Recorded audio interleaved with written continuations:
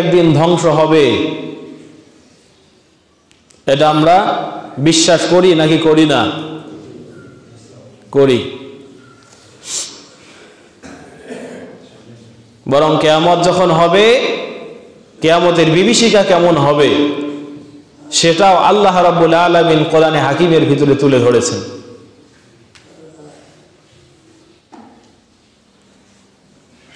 আল্লাহ তাআলা বলছেন ফাইদা জাতিস সাখা, যেই মুহূর্তে কঠিন একটা বাড়ি পৃথিবীর উপরে পড়বে, ইয়াউমা ইয়াফিরুল মারউ মিন আখিহি ওয়া আবিহি ওয়া উম্মিহি ওয়া সাহিবাতিহি ওয়া বানিহি, সেদিন মানুষগুলো তার ভাই, তার পিতামাতা, তার স্ত্রী, তার সন্তান, পরিবার পরিজন সকলকে ছেড়ে শুধু দৌড়াতে থাকবে। লিকুল্লি ইমরিইন মিনহুম ইয়াউমাইযিন শাআনুন ইউগনি, সেদিন সমস্ত মানুষেরা নিজেকে নিয়েই ব্যস্ত থাকবে, সকলেই শুধু পড়তে থাকবে ইয়া নাফসি ইয়া নাফসি ইয়া নাফসি, হায় আজকে আমার কি হবে।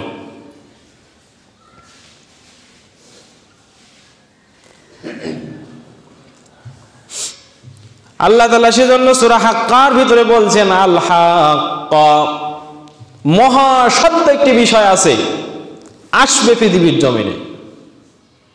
মাল হাক্কা ওয়া মা আদরাকা মাল হাক্কা, হে নবী আপনার কি জানা আছে সেই মহা সত্যটি কি?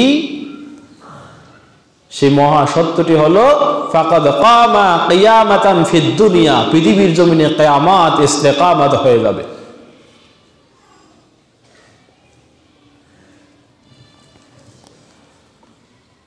সূরা হজ্জের ভিতরে আল্লাহ তাআলা বলছেন ইয়াউমা তারাউনাহা কুল্লু যাতি হামলিন হামলাহা ওয়া তারান নাসা সুকারা ওয়া মা হুম বিসুকারা ওয়ালাকিন্না আযাবাল্লাহি শাদীদ, যেদিন কিয়ামত হবে সেদিন দেখবা গর্ভধারিণী মায়েরা তাদের গর্ভপাত করে ফেলবে।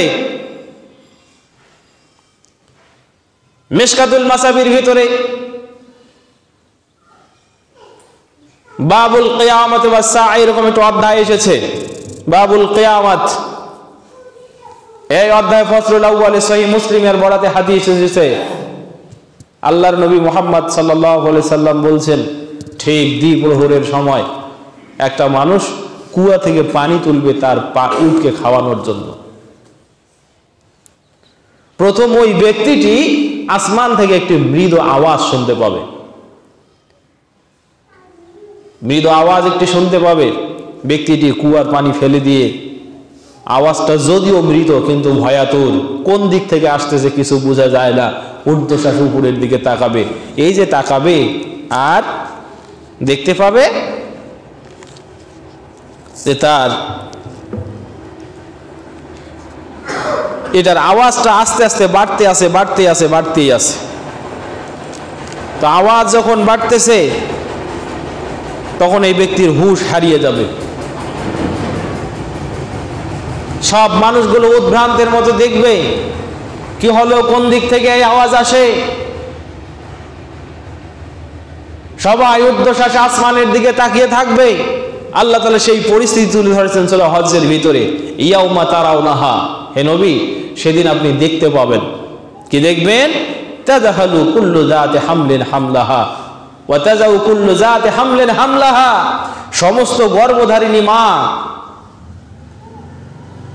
তাদের গর্ভগুলো ভয়ের কারণে এমনিতে পাত হয়ে যাবে। সন্তান পেট থেকে বের হয়ে জমিনে পড়ে যাবে, ওর টের থাকবে না, টের পাবে না, খেয়াল করবে না। যে সমস্ত মা যে বাচ্চাগুলোকে পরম স্নেহে পরম আদরে তাদের সন্তানগুলোকে বুকে নিয়ে দুধ খাওয়াচ্ছিল, ওই মারা যখন এই বজ্রনীনাদ শুনতে পাবে, কিয়ামতের কঠিন মুহূর্ত যখন তাদের সামনে এসে যাবে, ওই সন্তানটাকে ওয়াতাজাহালু কুল্লু মুরদিআতিন আম্মা আরদাআত, সব সন্তানগুলোকে বক্ষ থেকে ছুঁড়ে ফেলে দেবে। পরিস্থিতি কতটা ভয়ঙ্কর হবে। আল্লাহ বলেন ওয়া তারান নাসা সুকারা, দেখতে পাবে মানুষগুলো সব পাগলের মতো দৌড়ায়। ওমা হুম বিসুকারা, কিন্তু আসলে সেদিন তারা পাগল হবে না, বরং ওয়ালাকিন্না আযাবাল্লাহি শাদীদ, আল্লাহর আযাব বড় ভয়ঙ্কর, আল্লাহর আযাব বড় ভয়ঙ্কর, আল্লাহর আযাব বড় ভয়ঙ্কর। এই ভয়ঙ্কর আযাবের প্রতাপ দণ্ড তারা সইতে পারবে না। আল্লাহর আযাব বড় শক্ত। রব্বুল আলামিন বলেন কাযযাবাত সামুদ ওয়া আদুম বিল কারিআত, পৃথিবীর জমিনে দুটা জাত ছিল, একটা হলো সামুদ জাতি আর একটা হলো আদ জাতি। এরা তাদের কওমের উপরে বড় মিথ্যাচার করেছে, বড় জুলুমবাজি করেছে, যার কারণে এই দুটা জাতকে আমি আল্লাহ ছেড়ে দেই নাই। ফাআম্মা সামুদু ফাউহলিকু বিত্তাগিয়া, আমি সামুদকে প্রবল ভূমিকম্প ভূমিধস দিয়া পৃথিবীর জমিনে ধ্বংস করে দিয়েছি। ওয়া আম্মা আদু ফাহুলিকু বিরিহিন সারসারিন আতিয়া, আর আদ জাতিকে আমি এমন প্রবল বাতাস দিয়েছি, এই বাতাসের কারণে বাতাস দিয়ে তাদেরকে একেবারে লণ্ডভণ্ড করে দিয়েছি। এমন প্রকাণ্ড প্রখর বাতাস তাদেরকে আমি দিলাম, তারা লণ্ডভণ্ড হয়ে গেল। সাখখারাহা আলাইহা সাবআ লায়ালিন ওয়া সামানিয়াতা আইয়াম, যে বাতাস তাদের উপরে 7 রাত এবং 8 দিন ব্যাপী পরিচালিত হয়েছে। 7 রাত 8 দিন একাধারে, তার মানে 8 দিন একাধারে বাতাস তাদের উপরে চলল। ফাতারাল কওমা ফিহা সারআ কাআন্নাহুম আ'জাযু নাখলিন খাওয়িয়া, হে নবী যদি আপনি ওই সময় থাকতেন যে বাতাস দিয়ে আমি আদ জাতিকে ধ্বংস করেছি, যখন বাতাস থেমে গেল ওই আদ জাতিকে যদি আপনি দেখতেন তাহলে দেখতে পাইতেন ভস্মীভূত খেজুরের ডালাগুলো, যেমন রাস্তায় একটা খেজুরের ডালা বিছিয়ে দিয়েছেন, আর বড় বড় ওই 8 চাকা 10 চাকা ট্রাকগুলো আছে না, ওই ট্রাকগুলো মালবাহী ট্রাক খেজুরের একটা ডালাকে পিষ্ট করে দিয়ে গেছে। কেমন হবে বলেন? থেতলে যাবে, ওর ভিতরের মজ্জাগুলো বের হয়ে যাবে। শুকনা খেজুরের দণ্ড যেমন রাস্তায় পড়ে থাকবে সামান্য কিছু শিশর নিয়া। আল্লাহ রাব্বুল আলামিন বলেন আদ জাতিকে আমি এমন কঠিন ভাবে ধরেছিলাম, তাদের উপরে যখন আমি বাতাস দিলাম, এই বাতাসটা যখন থেমে গেল, হে নবী আপনি যদি ওই সময় তাদেরকে দেখতেন, দেখতে পাইতেন থেতলে যাওয়া মুড়িয়ে যাওয়া খেজুর দণ্ড যেন জমিনের উপরে পড়ে আছে। বলেন না নাউযুবিল্লাহ। আল্লাহ রাব্বুল আলামিন বলেন ফাহাল তারা লাহুম মিন বাকিয়া, হে নবী যখন আমি কাউকে ধরি, তাদের জুলুমের কারণে যখন তাকে ধরি, আপনি কখনোই তাদের ভিতরে অবশিষ্ট কাউকে দেখতে পাবেন না, সবগুলোই পালাবে, আন্ডা বাচ্চাগুলো নিয়ে কেউ আর থাকতে পাবে না। আজ তো এই যে আদ জাতি, এদেরকে আল্লাহ এইভাবে ধ্বংস করে দিলেন, কি অপরাধ তাদের! কত শক্তি সামর্থ্য সহ্য বীর্য নিয়ে আদ জাতি পৃথিবীর জমিনে ছিল।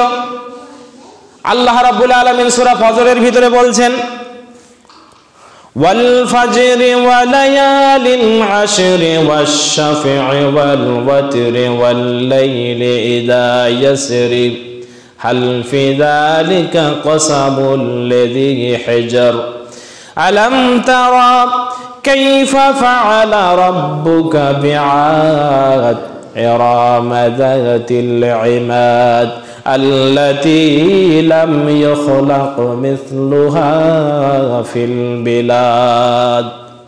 আল্লাহ বলছেন আলাম তারা, হে নবী কি দেখেন নাই, কাইফা ফাআলা রাব্বুকা বিআদ, তোমার রব আদ জাতির সাথে কেমন আচরণ করেছে, এটা কি আপনি দেখেন নাই? বলেন আদ জাতিকে আল্লাহ যখন ধ্বংস করেছেন, এই ঘটনা নবীর চোখের সামনে ঘটেছে নাকি আগে ঘটেছে? অনেক আগে ঘটেছে। আল্লাহর নবীর পৃথিবীতে জন্ম নেওয়ার প্রায় 4 থেকে 5 হাজার বছর আগে পৃথিবীর জমিনে আদ জাতিকে আল্লাহ তাআলা ধ্বংস করে দিয়েছেন। তবু আল্লাহ নবীকে বলছেন নবী হে আলাম তারা, আপনি কি দেখেন নাই? নবী দেখবেন কেমনে? আলেন তো নবী 570 খ্রিস্টাব্দে, এখান থেকে নিয়ে ৬০০০ বছর পূর্বে আদ জাতিকে আল্লাহ তাআলা ধ্বংস করে দিয়েছেন। তার মানে আল্লাহ বুঝাইছেন নবী, পৃথিবীর জমিনে যে ঘটনাগুলো আমি আপনাকে শোনালাম, এই ঘটনাগুলো একেবারে জীবন্ত, সন্দেহের কোনো কারণ নাই। এখনো যদি তোমরা ফিলিস্তিনের ওই জমিনে যাও, মধ্যপ্রাচ্যের ওই জমিনে যদি যাও, তারপরেও তোমরা দেখতে পাবে আদ জাতিকে আল্লাহ তাআলা কেমনে ধ্বংস করে দিয়েছেন, সে চিহ্ন এখনো আছে। এজন্য আল্লাহ একেবারে চলমান শব্দ ব্যবহার করলেন, আলাম তারা, আপনি কি দেখেননি, কাইফা ফাআলা রাব্বুকা বিআদ, কেমনে আল্লাহ তাআলা আদ জাতিকে ধ্বংস করে দিয়েছেন। ইরামা যাতিল ইমাদ, এই মানুষগুলো পাহাড়ের বুকে এত শক্তি তাদের ছিল, পাথরগুলোকে ভেঙ্গে ভেঙ্গে ওই পাথরের ভিতরে তারা মজবুত ইমারত, বিল্ডিং তৈরি করত। বলেন, আল্লাহ বলছেন এরা এত বেশি শক্তিধর ছিল, এদের বাহুতে, এদের পেশিতে আমি আল্লাহ এত শক্তি দিয়েছি, ওই শক্তির কারণে তারা যখন পৃথিবীর জমিনে আঘাত হানতো, আল্লাহ বলছেন অপর আয়াতে সূরা শুআরার ১৪-১৩ নম্বর আয়াতে, ইজা বাতাশতুম বিজাব্বারিন, হে আদ জাতি, তোমরা পৃথিবীর জমিনে যখন আঘাত হানো, এই আঘাতটা হয় বড় প্রবল, বড় প্রকাণ্ড, বড় শক্তিধর। বড় বড় প্রকাণ্ড পাথরগুলোতে যখন আদ জাতি জোরে জোরে তাদের অস্ত্রগুলো দিয়ে আঘাত হানত, পাথরগুলো ফেটে চৌচির হয়ে যেত। আল্লাহ বলছেন বাতাশতুম জাব্বারিন, তোমাদের আঘাতগুলো বড় প্রকাণ্ড ছিল, এত প্রবল শক্তিধর ছিল আদ জাতি। আল্লাহ রাব্বুল আলামিন বলেন, লাম ইখলাক মিসলুহা ফিল বিলাদ, গোটা বিশ্বের জমিনে শুরু থেকে নিয়ে কিয়ামত পর্যন্ত, এই পর্যন্ত নবী পর্যন্ত যত মানুষকে আল্লাহ সৃষ্টি করেছেন, আদ জাতির মানুষদের মতো এত প্রকাণ্ড শক্তিধর মানুষ আল্লাহ অন্য কোন জাতের ভিতরে দেন নাই। বুঝতেছেন? এত বেশি শক্তি তাদের ছিল। আল্লাহ নিজেই বলছেন, যিনি বানিয়েছেন মানুষকে তিনি বলছেন লাম ইখলাক মিসলুহা ফিল বিলাদ, সৃষ্টি করা হয় নাই আদ জাতির মতো অন্য কোন জাতিকে ফিল বিলাদ, পৃথিবীর জমিনে হয় নাই, বর্তমানে নাই, ভবিষ্যতেও হবে না। লাম তাকিদ বে নুন, লাম তাকিদ নফি জাহাদ বে লাম ফিল মুস্তাকবিল মারুফ, এটা মুজারি থেকে গঠিত হয়। মুজারি অতীত, বর্তমান, ভবিষ্যৎ সবগুলোর অর্থ দেয়।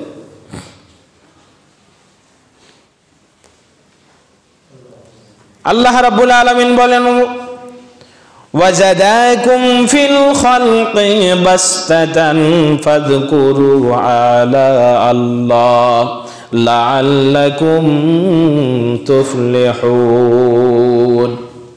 আল্লাহ বলছেন, হে আদ জাতি, আদ জাতির কাছে তাদের ভাই হযরতে হুদ আলাইহিস সালাতু ওয়াস সালাম যখন আসলেন, আসার পরে তাদেরকে নিয়ামতগুলো স্মরণ করে দিয়া বলছেন, হে আদ জাতির মানুষেরা, ওয়াজাদাকুম ফিল খালকি বাসতাতান, আল্লাহ তাআলা সৃষ্টির ভিতরে তোমাদেরকে সহ্য বীর্য দিয়েছে, তোমাদের সুঠাম দেহ দিয়েছে, তোমরা এত বড় প্রকাণ্ড মানুষ, অন্য কোনো মানুষের সাথে তো তোমাদের তুলনা হয় না, তোমাদের পেশিগুলো এত ভারী, এত সবল, এত শক্তিশালী, অন্য মানুষের শক্তির সাথে তোমাদের শক্তির তুলনা হয় না।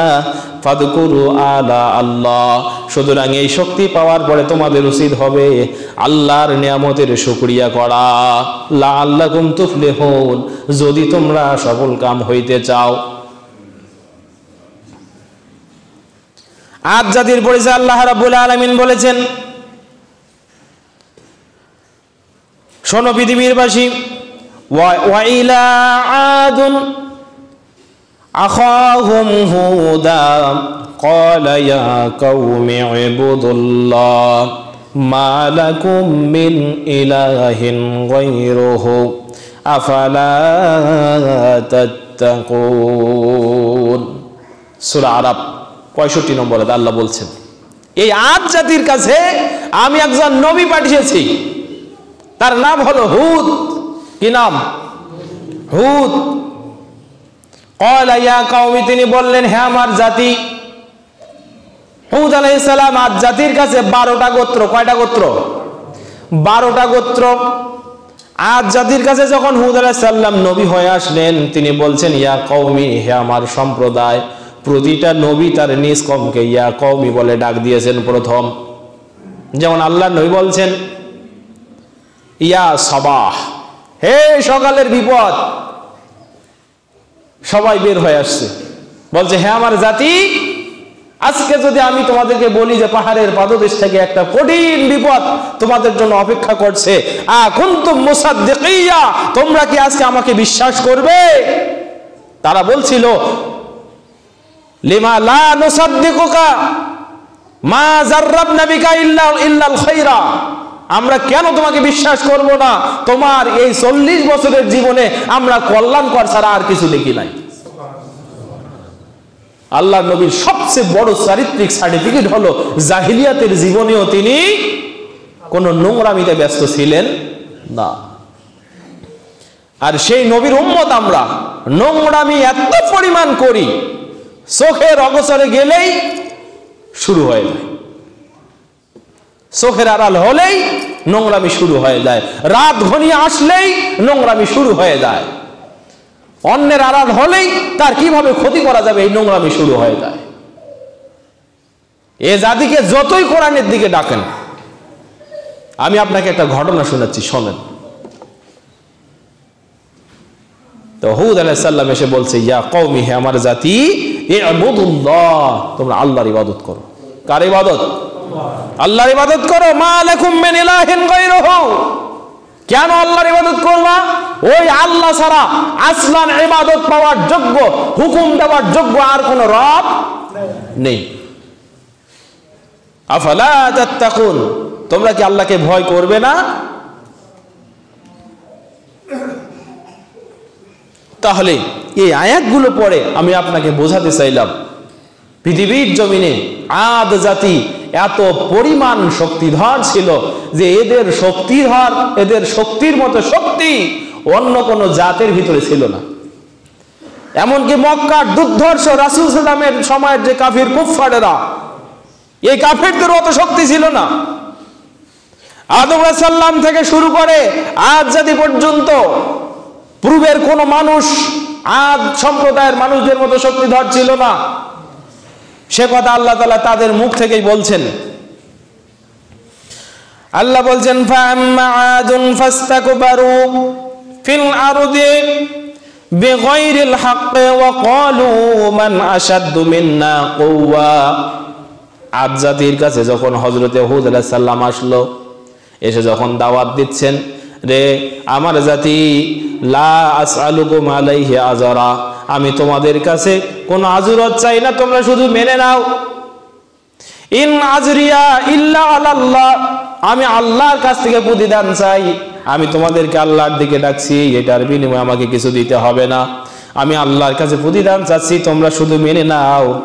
তখন আদ জাতির ওই মানুষেরা বলল ফাআম্মা আদুন, আল্লাহ বলছেন আদ জাতির মানুষেরা ফাস্তাকবারু, অহংকার করলো, গর্ব প্রদর্শন করলো, অহংকারে একেবারে ফুলে ফেপে আছে। ফিল আরদি, পৃথিবীর জমিনে, বেগাইরিল হাক্কি, অন্যায় ভাবে। ওয়া ক্বালু, তারা বলল মান আশাদ্দু মিন্না কুওয়া, হে হুদ তুমি জেনে নাও, দেখো তো পৃথিবীর জমিনে আমাদের চাইতে আর কোন শক্তিধর মানুষ আছে নাকি? হুদ আলাইহিস সালাম যখন দাওয়াত দিলেন, তখন বলছে হুদ, তোমার কি মাথা খারাপ? কিসের কিয়ামতের কথা বলো? কিসের তুমি বলো একজন আল্লাহ আছে? দেখো না বিশাল প্রকাণ্ড পাথর কেটে কেটে আমরা সমান করি। পৃথিবীর জমিনে যখন আমরা কোন দণ্ড প্রতাপে আঘাত করি, গোটা পৃথিবী কেঁপে ওঠে। তুমি দেখতে পাও না? মান আশাদ্দু মিন্না কুওয়া, গোটা পৃথিবীর জমিনে তাকাও, কারা আমাদের চেয়ে বেশি শক্তিশালী আছে? এরকম শক্তিধর বর্তমান সময় আছে নাকি? 5 জন মানুষের নেতার জ্বালায় গ্রামে থাকা ভার হয়ে গিয়েছিল, তাই না?